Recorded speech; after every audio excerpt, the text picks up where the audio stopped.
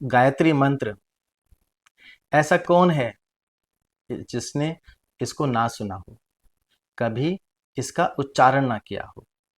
ऐसा कहा जाता है कि अगर किसी को कोई पूजा विधि, यज्ञ विधि ना आए तो वह केवल गायत्री मंत्र का जाप कर ले, तो भी वह परमेश्वर की उपासना कर सकता है।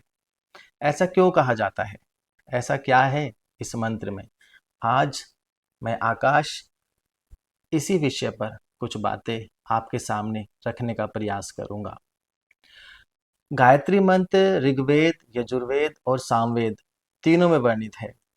सामवेद और ऋग्वेद में यह मंत्र तत्सवितुर्वरेण्यं भर्गो देवस्य धीमहि धियो यो नः प्रचोदयात्, केवल इतना ही है। भूर्भुवः स्वः इसमें नहीं आता है।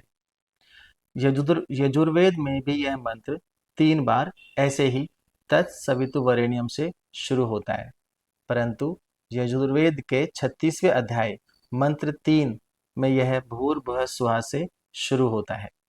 ओम इस मंत्र का हिस्सा नहीं है, परंतु ओम लगाने से मंत्र की शक्ति, उसका भाव बढ़ जाता है। वैसे ओम क्या है, इसके ऊपर हमने पहले एक वीडियो बनाई है, आप उसको देख सकते हैं। वैसे तो मंत्र का भाव अलग अलग वेदों में एक जैसा ही है, परंतु क्योंकि ऋग्वेदों को चारों वेदों में सबसे पहले का माना जाता है, इसलिए हम उसी से मंत्र का भाव समझने का प्रयास करेंगे। यह तीसरे मंडल के 62वें सूक्त के 10वें श्लोक में है। इस मंत्र के ऋषि विश्वामित्र, देवता सविता और छंद गायत्री हैं। ऋषि विश्वामित्र हैं। आप इस बात से भ्रमित ना हो और यह ना समझें कि मंत्र के रचयिता ऋषि विश्वामित्र हैं, क्योंकि वेद तो स्वयं परमेश्वर ने रचे हैं। हाँ, ऋषि विश्वामित्र ने तपस्या पूर्वक मंत्र को समझा, उसके भाव को समझा और उसका प्रचार लोगों तक किया। देवता सविता है, इसका एक अर्थ तो सूर्य है, सविता को सूर्य भी कहते हैं, तो इसे सविता मंत्र भी कहते हैं, या यूं कहें सूर्य मंत्र। परंतु इनको ऐसे समझें कि परमेश्वर के ही सभी रूप हैं, तो यहाँ परमेश्वर के ही सूर्य के जैसे स्वयं प्रकाशमान रूप की बात की गई है। छंद गायत्री यह क्या है? ये इसलिए क्योंकि इसमें 3 चरण होते हैं और प्रत्येक चरण में 8-8 अक्षर होते हैं। 8 अक्षरों के 3 चरण। पहला चरण तत्सवितुर्वरेण्यम, इसमें 8 अक्षर आते हैं। तत्सवितुर्वरेण्यम पहला चरण।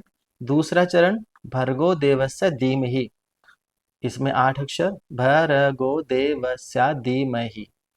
तीसरा चरण धियो यो नः प्रचोदयात्, धियो यो न प्रचोदयात्। तो इस तरह से 8-8 अक्षर हो गए। इस तरह से वेद में जहां भी 8-8 अक्षरों के 3 चरण होते हैं तो उसको गायत्री छंद कहा जाता है। अब इसको ऐसे समझते हैं।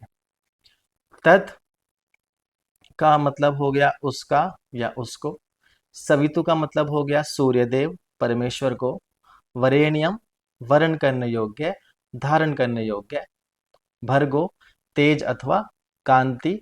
देवस्य देवता, कौन से देवता? सविता देव की बात हो रही है। धीमहि ध्यान करते हैं, धियो बुद्धि, वाणी को, प्रचोदयात प्रेरित करें। इसका अर्थ वह सविता रूप परमेश्वर धारण करने योग्य है, वर्ण करने योग्य है, जो अपने तेज और कांति से सभी दुखों का नाश करता है और हमारी बुद्धि और वाणी को सन्मार्ग के रास्ते पर जाने के लिए प्रेरित करता है। ऐसे गुणी परमात्मा का हम ध्यान करते हैं। यह इसका अर्थ हो गया। भूर्भुवः स्वः गायत्री मंत्र का हिस्सा नहीं है, बल्कि यूं कहें कि 3 शारीरिक, मानसिक और आध्यात्मिकता पर काम करने के लिए मंत्र का आवाहन करने का एक परिचय है। इसको जोड़कर यह मंत्र यजुर्वेद के अध्याय 36 में पाया जाता है। अब हम भूर्भुवः स्वः का अर्थ देख लेते हैं। भू का मतलब हो गया पृथ्वी या आकाश। भुव का मतलब हो गया अंतरिक्ष। स्वहा का मतलब हो गया स्वर्ग या आध्यात्मिक क्षेत्र। और ओम ईश्वर को पुकारने के लिए आया है। कुछ जगह भू भुव स्वहा का अर्थ कर्म विद्या, ज्ञान विद्या और उपासना विद्या भी कहा गया है। भूर्भुवः स्वहा मंत्र से पहले बोलते हैं, तत्सवितुर्वरेण्यम से पहले भूर्भुवः स्वहा बोलते हैं।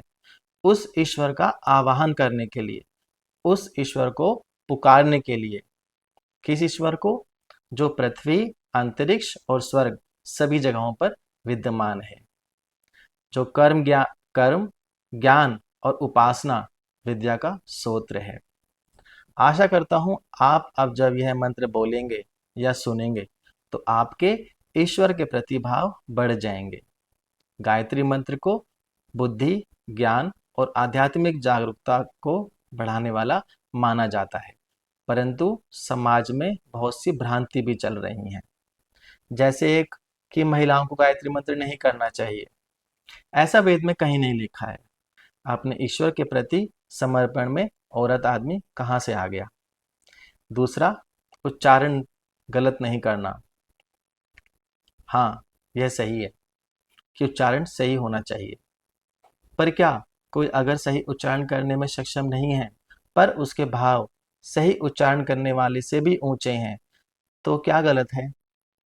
तीसरा, यज्ञोपवीत धारण व्यक्ति ही मंत्र बोल सकता है।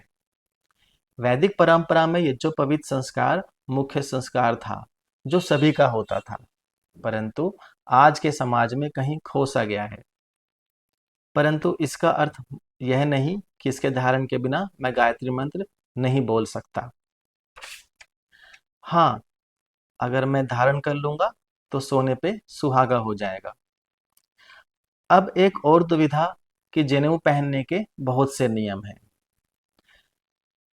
नहीं, बल्कि जनेऊ हमको नियम में रखता है। हम उसको इसलिए धारण करते हैं, वो हमें याद दिलाता है कि हम कौन हैं, क्या कर रहे हैं, क्या सही कर रहे हैं और क्या गलत कर रहे हैं। एक और कि रात में गायत्री मंत्र नहीं करना चाहिए। प्रभु का गुणगान करने का कोई समय होता है क्या? कोई समय नहीं होता है। इन सब बातों से आप बचिए। इसी कामना के साथ आपसे इजाज़त लेता हूँ। आपको यह प्रयास कैसा लगा कमेंट करके बताइएगा और चैनल को सब्सक्राइब जरूर कीजिएगा। धन्यवाद।